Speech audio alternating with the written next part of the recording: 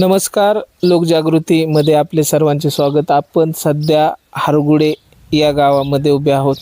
या ठिकाणी येण्याचं कारण खऱ्या अर्थाने असं आहे की जे काही दिवसापूर्वी मला वाटते 25 मार्च रोजी जी काही घटना घडलेली आहे, जी घटना अशी घडलेली आहे की आमचे जे गुरुजी आहेत तेच सांगतील नक्की काय घटना.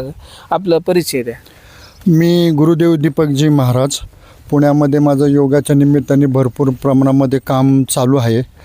तर हरगुडे या गावामध्ये माझी वडिलोपाची जमीन नसून ती माझ्या आईने बक्षीसपत्र करून माझ्या नावावर केलेली आहे.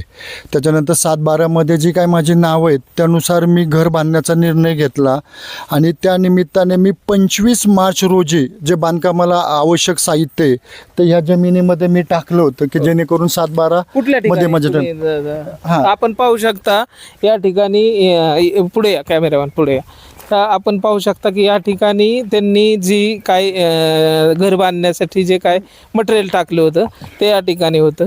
तर काय झालं पुढं, काय झालं? मी त्या ठिकाणी 25 मार्चला जे काय बांधकामाला जे आवश्यक आहे ते साहित्य टाकल्यानंतर दुसऱ्या दिवशी माझा माल अचानकपणे चोरीला गेला. हे मी गावकऱ्यांनी मला सांगितलं की त्या ठिकाणी तुमचा माल तुम्हाला केव्हा कळलं चोरीला गेला, म्हणजे कधी कळलं काय? आम्हाला दुसऱ्या दिवशी म्हणजे 26 मार्चला मला समजलं की जो मी माल बांधकामासाठी टाकलेला होता तो चोरीला गेलेला आहे. मग त्याच्यानंतरनं मी रीतसर त्याच्यानंतर मी पोलीस स्टेशनला माझे जो फिर्याद अर्ज आहे तो मी माननीय पोलीस अधिकारी सासवड या ठिकाणी मी अर्ज दाखल केलेला आहे. आणि त्यांनी मला आश्वासन दिलेलं आहे की गुरुजी ज्यांनी माल चोरलेला आहे, जे संशयित जे कोण असतील, म्हणजे थोडक्यात असं सांगायचं आहे तुम्हाला की आज रोजी फिर्यादी अर्ज दिलेला आहे आणि जे कोणी संशयित आहेत त्यांच्यावरती गुन्हा दाखल करून योग्य ते उचित ही अशी मागणी म्हणजे त्यांच्याकडनं तुम्हाला. तर मी ज्यावेळेस अधिकाऱ्यांना भेटलो त्यावेळेस मी त्यांना सांगितलेलं आहे की जो माझा 45,000 रुपयाचा जो मी माल टाकलेला होता ह्याची मला नुकसान भरपाई व्हावीच. त्याचबरोबर जो माल चोरून नेण्यासाठी ज्यांनी जे काही गाड्या वापरल्यात त्या गाड्यासुद्धा त्यांनी जप्त कराव्यात आणि जे संशयित आरोपी म्हणून मी नावं दिलेले आहेत त्यांच्यावर कडक कारवाई करावी. अन्यथा जर तुम्ही कारवाई नाही केली आणि मला जर नुकसान भरपाई नाही मिळाली तर 100% याला पोलीस प्रशासन जबाबदार राहील आणि त्यांना 100% याला सामोरं जावं लागणार आहे. त्याच्यानंतरनं पोलीस उपविभागीय अधिकारी भोर सासवड जे गौड साहेब आहेत त्यांनासुद्धा माझा एक फिर्याद अर्ज दिलेला आहे की जर तुम्ही संबंधित संशयितावर जर तुम्ही गुन्हे नोंदवले नाहीत आणि जर मला भरपाई मिळाली नाही तर तुम्हालाही त्याला तोंड द्यावं लागणार आहे त्या प्रश्नाला. त्याच्यामुळे तुम्ही त्याच्यावर योग्य संशय. आपण पाहू शकता या ठिकाणी हा रस्ता आहे का, म्हणजे आपल्या वावर आहे हा जो रस्ता आहे तो रस्ता तुम्ही शेत जमिनीमध्ये जातो. हा रस्ता म्हणजे त्यांनी अडवला. हा कधी अडवलाय, म्हणजे काय कसं? ज्या वेळेस माझा माल चोरीला गेला त्याच वेळेस जे संशयित आरोपी आहेत त्या संशयित आरोपींनी जो हा पायवाटीचा रस्ता आपण पाहू शकता नेत असताना हे खडी वगैरे या ठिकाणी पडलेली की या ठिकाणी टाकलेली होती. तर हे घेऊन जात असतानाच मला वाटतं थोडक्यात त्यांचं ती पडलेलं असावं. पूर्ण रस्ता जो रस्ता आहे हा की शेतकऱ्यांना जाण्यासाठी येण्यासाठी दळणवळणाचा मार्ग हा संशयित आरोपींनी पूर्णपणे हा बंद करून टाकलेला आहे. तुमच्या लक्षात येईल की इथे पुढे वाहनच जाऊ शकत नाही. म्हणून जे काही ज्यांनी वारंवार तुम्हाला त्रास होतोय का, म्हणजे काय इथं काय तुमची कुठलं काय कशा तुम्हाला काय वाटतं का केलं असावं असं?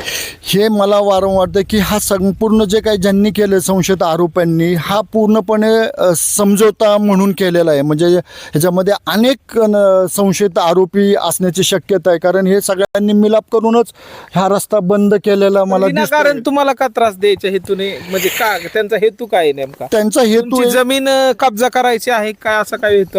तर ह्यावरून माझ्या लक्षात येते की या जमिनीमध्ये माझं आईने जे काही बक्षीसपत्र करून दिलेले माझ्या नावावर किंवा या जमिनीमध्ये माझं 7/12 नाव असून देखील या जमिनीमध्ये मला शिरकाव करूनच द्यायचा नाही असं मला वाटतं की ह्या म्हणजे लोकांचा थोडक्यात कब्जाच्या हेतूने तुमची जमीन कब्जाच्या हेतूने त्यांनी असं केलंय काय असं म्हणजे? हा, हे 100% सत्य आहे की हे कब्जा घेण्याच्या दृष्टीने त्यांनी हा उपक्रम केलेला आहे. संबंधित पोलीस प्रशासनाने योग्य ती दखल घेऊन संबंधित जी काय घटना घडलेली आहे ती घटना पोलीस स्टेशन उपविभागीय अधिकारी आहेत त्यांच्यावरती गुन्हा दाखल करण्यात यावा. काय त्याबद्दल तुम्ही काय अजून काय तुमची मागणी? जर का पोलीस प्रशासनाने मला जे माझी मागणी आहे ती जर पूर्ण केली नाही तर 100% मी उपोषणाला बसणारच आहे. दुसरी गोष्ट माझी प्रशासनाला विनंती आहे की माझ्यासारखे पीडित लोक या पुरंदरमध्ये खूप आहेत की जे गरीब शेतकरी आहेत आणि ज्याच्यावर अन्याय होतोय की ज्याचं सातबाऱ्यामध्ये नाव असूनसुद्धा हे लोक दबाव आणून त्याच्यावर कब्जा करतात.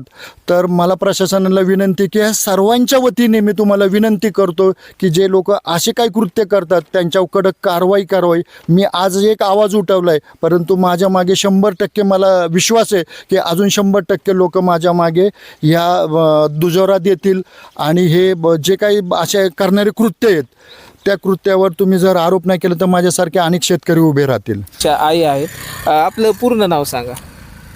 श्रीमती छबू महादेव शिळीमकर. मी माझ्या सहकुशीने बक्षीसपत्र करून दिलेलं आहे, पण हे भाऊ माझ्या पाठचा भाऊ वारंवार मला त्रास देतो. पोरं ते संशयित काय म्हणायचं हा बोला तुम्ही काय त्रास देतात? देते ते. आता मागं असं घरावरून वाढणं झाली, बारक्या भावाला मारलं ना तेव्हा मी हिथंच असं होते तर मला पोरांनी उचलून घराच्या बाहेर फेकलं. ती भाऊजाई म्हणली परत इथं यायचं नाही, दुसरा नवरा कर. मग मी ठरवलं मला हिस्सा पाहिजे, बरोबर आहे का ना? मला हिस्सा पाहिजे तर मग माझ्या मुलांनी नाव माझं लावून घेतलं.